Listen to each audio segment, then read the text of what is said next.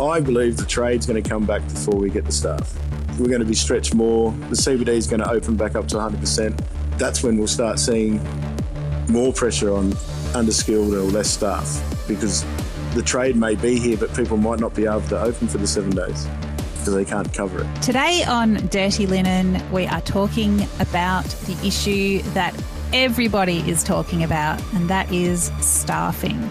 There are no staff. It is an absolute struggle. The staff that are in restaurants are stretched. The business owners are working a million hours a week in their own businesses, and they are constantly looking for staff. To tease this issue out, we are talking to Tony Twitchett, Taxi Kitchen executive chef, who has kindly left his busy restaurant to come and have a chat to us at Dirty Linen. Thanks for coming along for a chat, Tony. No worries, Dani. Happy to be here. So what's the situation like at Taxi Kitchen and Transport Hotel at Federation Square in the not quite bustling city of Melbourne? Well, yeah, I mean, it is definitely something I've never seen before for such a place like Federation Square or Melbourne CBD, filled with, thousands of people every day for the last 17 years since I've been here. You can actually refer to it sometimes as a ghost town. It's just, with the CBD not really firing back on 100% yet, it's kind of a bit of a struggle, to be honest. Taxi, and I mean the whole 3-story complex there, just on Swanston Street, opposite Flinders Street Station. I mean, it is such a hub. It's the kind of place that, people come to for live music. They come to for dinner. They come with work groups, lots of functions, lots of, special occasions. Before the footy, before the concert, before the theatre. And so how would you say business has tracked back? Like, can you talk about it in percentage terms? I mean, we're probably tracked back to about 70%, up until last week, really. We found 2 weeks before the school holidays, when all the CBD offices went up to 75%. We could really feel that the trade picked up. And then school holidays, we had some good trade through here with young families and young kids going to see all the activities around the CBD. And then after the school holidays, we sort of really dropped off Monday through to Thursday, and we're probably sort of dropping below 70% again. I think until we start getting all those businesses back up and running, we won't see that early week trade. It's really tough. I mean, and winter in Melbourne, things do tend to tail off a bit. But then, of course, there's that events program that Melbourne's so known for that, does give the city a bit of a boost. Lots of theatre, lots of music, lots of arts activity. I guess that has come back, but not at levels that you need to get trade back to 100%. No, exactly. Well, I mean, all these theatres and AFL, everything's still restricted on numbers. So obviously they're doing what they can do and put on shows, which is fantastic. Like we had the opera show. The opera was on last night, and we had a really good pre-theatre last night in the restaurant, which was fantastic. So we do feel it and see it when the concert hall picks up, or the Regent Theatre has a show. So we can really see it and feel it when it does happen. Even with the AFL, when that kicked in 7 weeks ago, our weekends were amazing. So the more games at the MCG, the better it is for the city, or this corner of the CBD anyway. Yeah, absolutely. I suppose, dovetailing with this percentage of trade, that you're sort of one side or the other of, is, of course, the staff that you need to support that trade. It's what everybody is talking about right now. It's so hard to find staff. What's it like for you? Oh, same as everyone. All my friends who've got restaurants in Flinders Lane, I'm constantly calling them, asking if they've got resumes of chefs or, front of house waiters, because, you put an ad on Seek, and normally over a month you might get 200, but, you're looking at maybe 14 resumes come through. So, yeah, there's a huge drop. Like, there's just no one applying. And also for senior roles. I've even engaged with recruitment companies, and even they're very tentative when talking about, committing to helping us find key positions, because even they always have the clause saying it's tough out there. And it's just, I've been trying to recruit since we've been able to open up before Christmas, just to get chefs to be able to open up more hours. The pub's running 7 days, but the restaurant's only 5 days. If we did go to 7 days in the restaurant, I'd hate to think how many hours we'd have to do. Is there a particular shortage in a particular part of the business? Well, I mean, for skilled staff, yes. People to be able to come in and work in the kitchen on a section, or work in a senior role in the kitchen. Same with the front of house. I mean, looking for a restaurant manager at the moment, just because we've got time, but we'll be looking to try and find a new restaurant manager by the end of winter. So we've got the recruitment open now, and we're just finding that there's just a lack of people actually applying. And then for the people who are applying, aren't hospitality experienced. I've got people trying to change industries, which is interesting. But I think there's also a lot of people that don't want to apply, and everyone's sort of a little bit hesitant to apply and get into hospitality career. Maybe because of seeing what happened with the pandemic and how hard it crippled hospitality. Yeah, I definitely know people. I'm thinking of, one couple in particular that were both working in hospitality. One's jumped back in, but one's like, no, I'm going to do something else, because if there's a lockdown, at least we've got a bit of diversity, in the household income. So I think people have, seen how tough it was for hospitality, and I think people are a bit wary. I think a lot of people were thinking that the end of JobKeeper might shake some staff out of businesses that perhaps weren't going to continue. But have you noticed that? Yeah, we thought the same. Obviously, we had recruitment up through, December, January, February, and we were finding that there was not many people coming through, or resumes coming through. And we thought, what? I'm sure people are just, everyone's connected to an employer. Employers are connected to employees because of JobKeeper.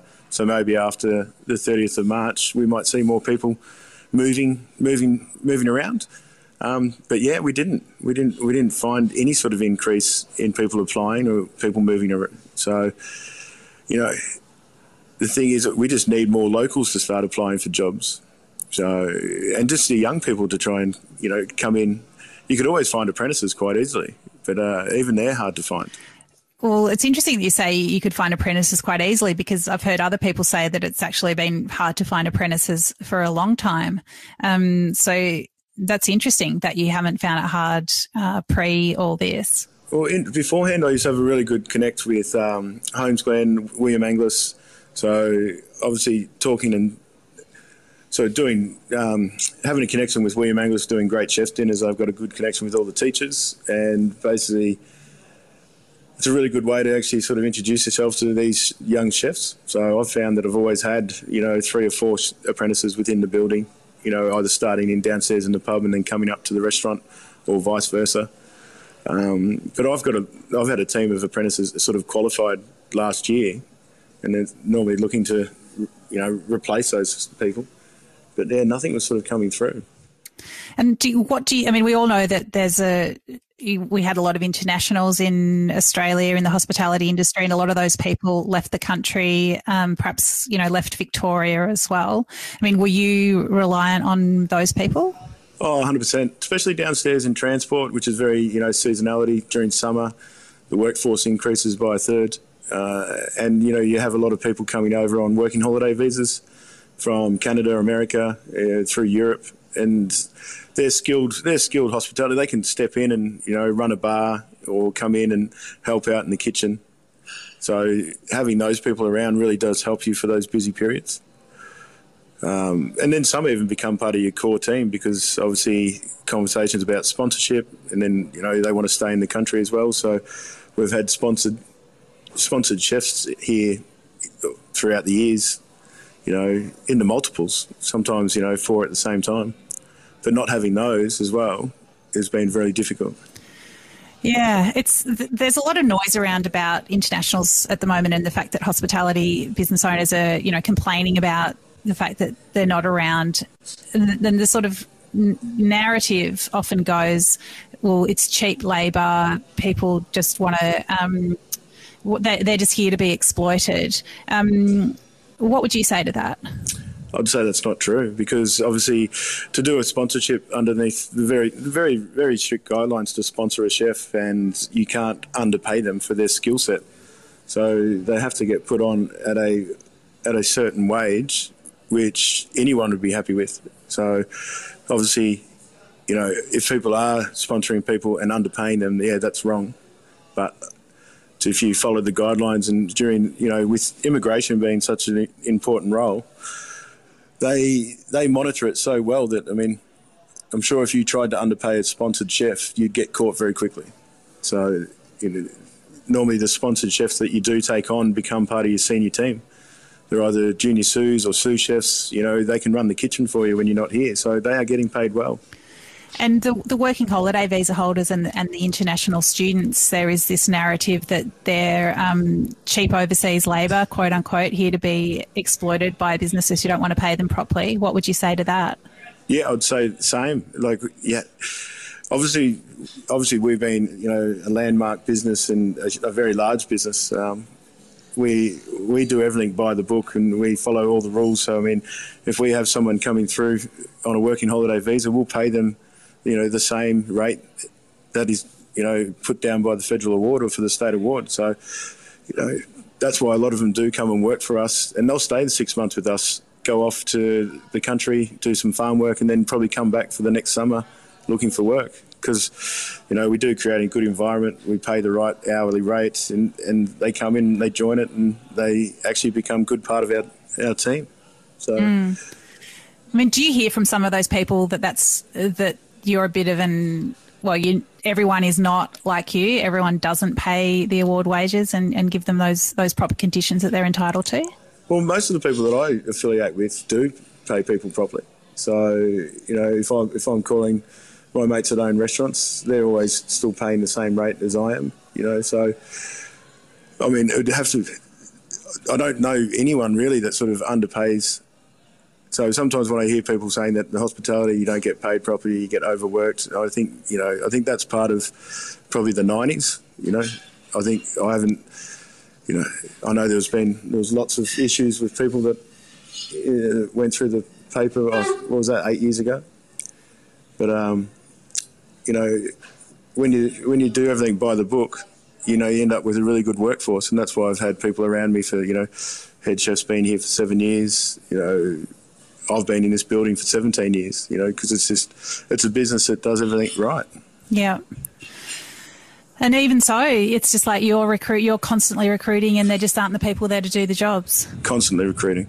Absolutely. And I did a podcast just before Christmas saying that it's really hard to find staff. And my cousin actually called me up and said, I'll come and work for you.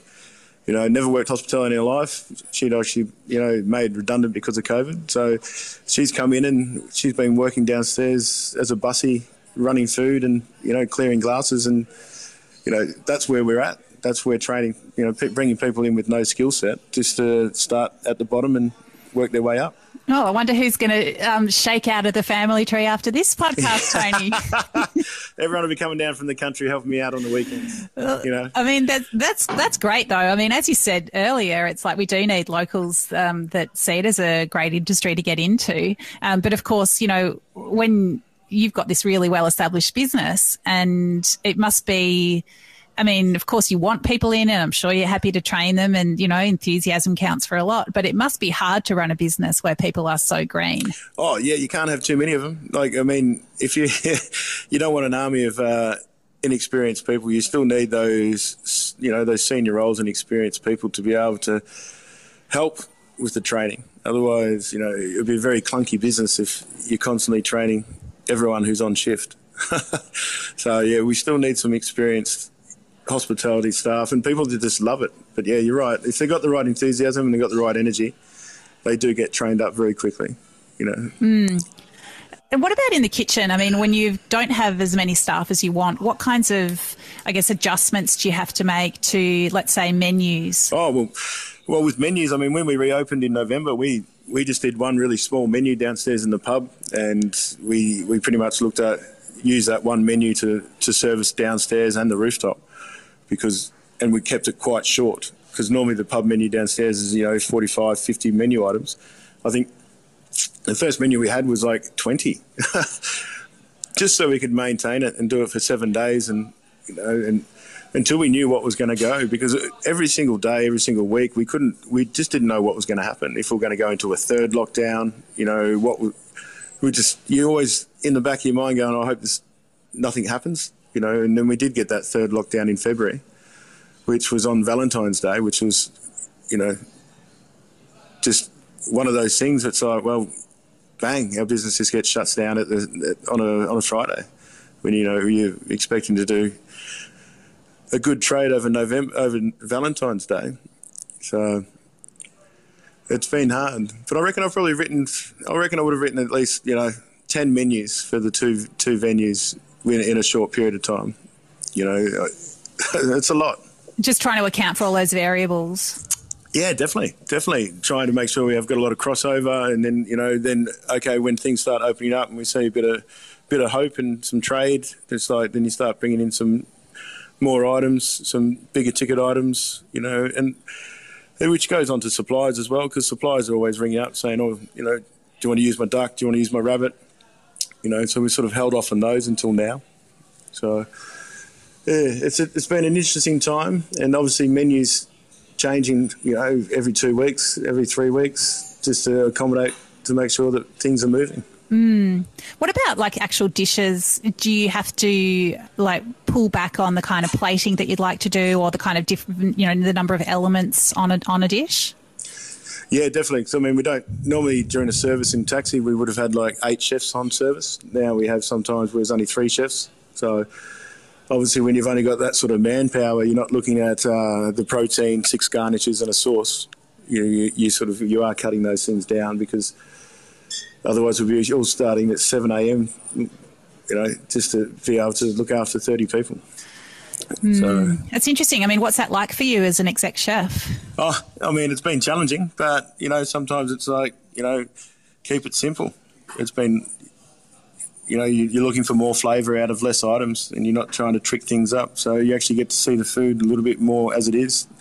It's good to pare things back and try and start again. It's the same as with this business. I mean, it's been a good way to pare back the business and start again. Instead of running the venue as 3 different floors, we're running the business as just one whole business with the core team, because we didn't have enough venue managers to run all 3 floors separately. We didn't have enough head chefs to run 2 kitchens separately.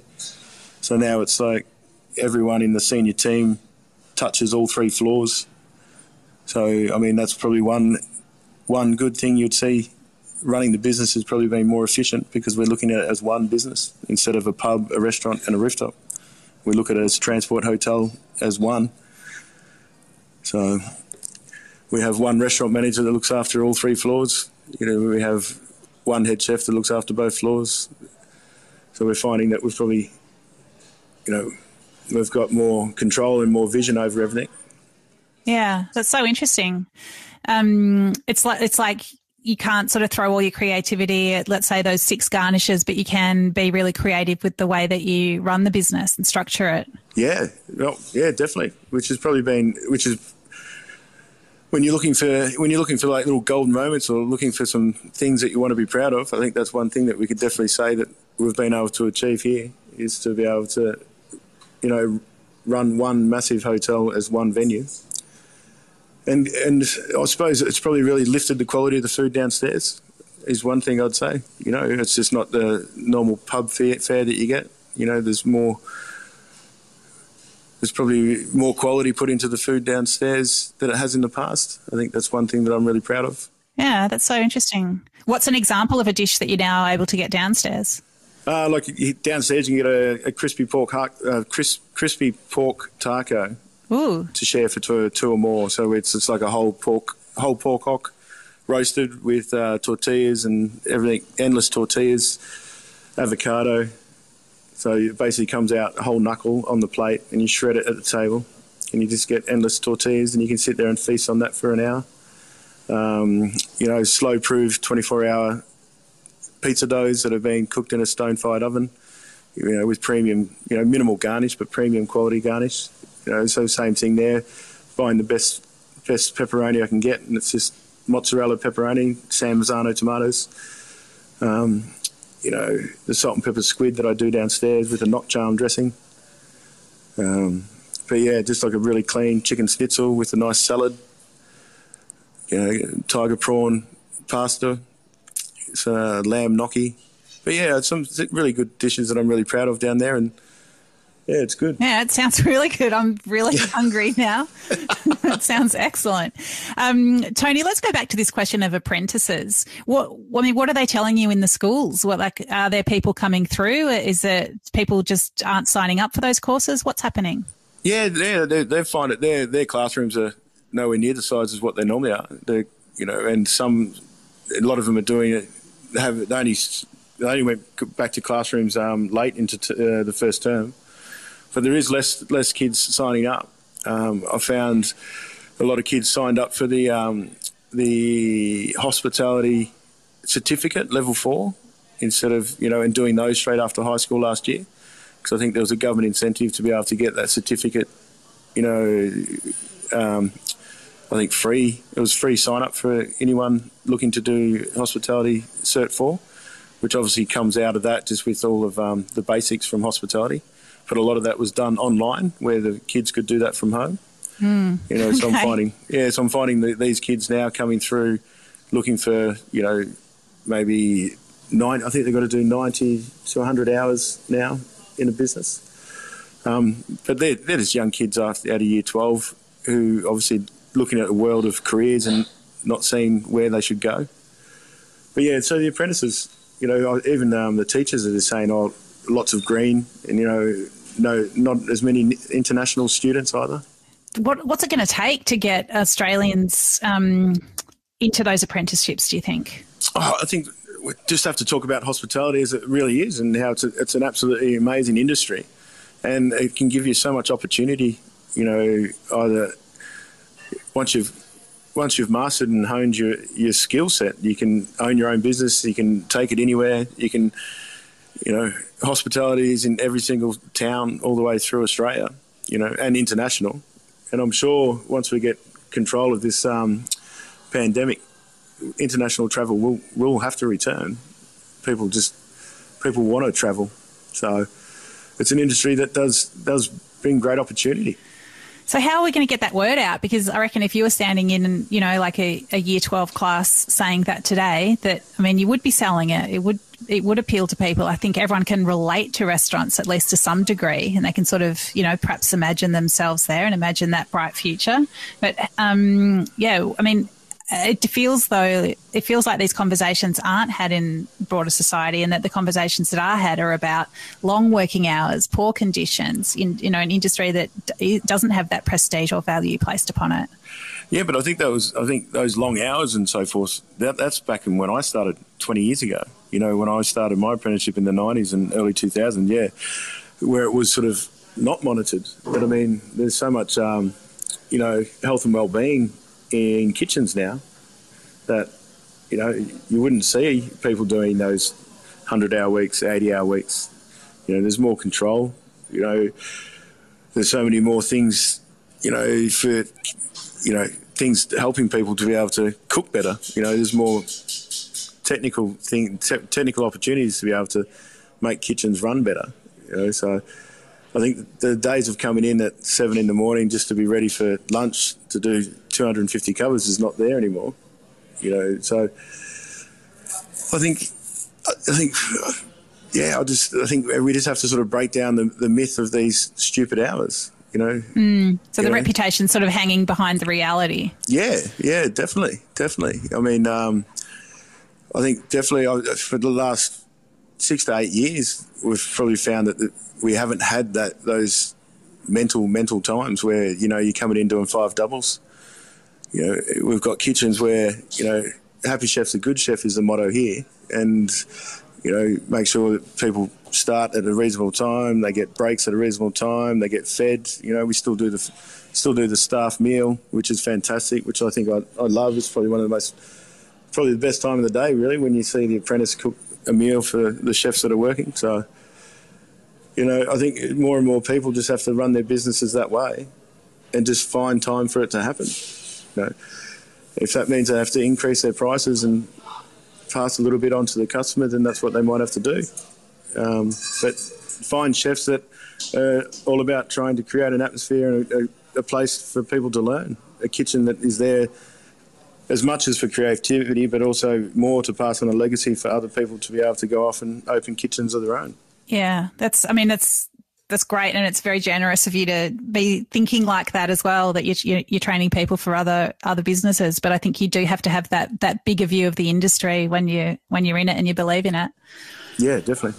What's a great staff meal that someone's made for you this week? Oh, we use rolled rice noodles a lot. So yeah, so yesterday we had basically all the veg trim, and we did a black bean and ho fun noodle stir fry. So great. Which is just fantastic, and it's just those things. And so I've got a couple of people here with Korean background and so forth, so that they make kimchi pancakes and put up a nice little Korean chicken kimchi pancakes and a salad. So yeah, we do get a little spice of life for lunch.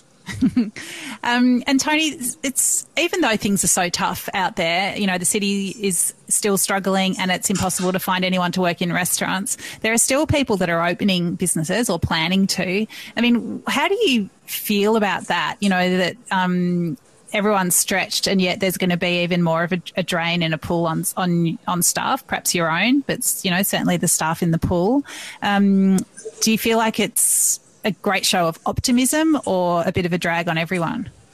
Oh, it's a great show of optimism. I think, opening up a restaurant and looking for, multiples of 100 staff to open up something is a huge challenge that they're going to face.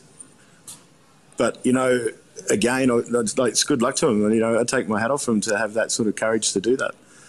It's like when Scotty Pickett bought that long grain last year, I was just like, oh my God, well done, mate. Like, it's just a very brave effort, and to his credit, he's kept all his businesses going, which is fantastic, but it will put a strain on us. But the only thing that will and the thing is, I believe the trade's going to come back before we get the staff. So we're going to be stretched more. The CBD is going to open back up to 100%. People are going to start, and the more that people start coming back to their normal lives and coming back to the CBD, not just for the footy, not just for the weekend, but, just their normal day of trade, that's when we'll start seeing more pressure on, underskilled or less staff, because the trade may be here, but people might not be able to open for the 7 days because they can't cover it. So I think that's where we're going to find probably more hurdles and more roadblocks down the road. But hopefully they open up the international borders and we can start getting some more, working holiday visas back here. We can probably get some, skilled staff sponsored. So there's a lot of things that can happen to help accommodate that. And I think that's where a lot of these people who are opening restaurants may be relying on or hoping for. So, yeah. Would you like to see some sort of special consideration for bringing in skilled workers or backpackers to help fill some of those positions? Yeah, definitely. There's definitely a way it could be done. It can be done by the government, and it can be, it can be run by the government, so it makes sure nothing happens. They can be quarantined for them. There's so many ways that we could do this. Yeah, well, I hope for your sake and for the dining public's sake that there are some solutions found, because it does seem so unfortunate that recovery is being hampered by the lack of staff to keep businesses open and thriving as much as they can. It's just, so frustrating. Yes, as I said, trade will come back before staff. So I think things will get busier by Christmas this year before we have a normal hospitality workforce to employ from. So I think if people want to decide to get into hospitality, there'll be plenty of jobs over the next 6 months. Yeah, I reckon so too. Everyone get onto it. And I reckon, Tony, certainly if you keep doing stuff like the crispy pork knuckle with endless tacos, that hospitality is definitely going to come back fast, and so is the city. Thank you so much for coming and putting your perspective before us all at Dirty Linen. It's an absolute pleasure to have you on the show. Yeah, really grateful for your time. Thanks. No problem. Thank you so much. This is Dirty Linen, and I'm Dani Valent. We air the issues that the hospitality industry finds hard to talk about. We spend a week thrashing around each issue, hearing from different people with unique perspectives. We want to hear from you as well. If you have something that needs to be said about a topic, get in touch so we can include your perspective. Contact us at dirtyLinen@deepintheweeds.com.au or hit us up on Insta at Dirty Linen Podcast. We can't wait to hear from you. This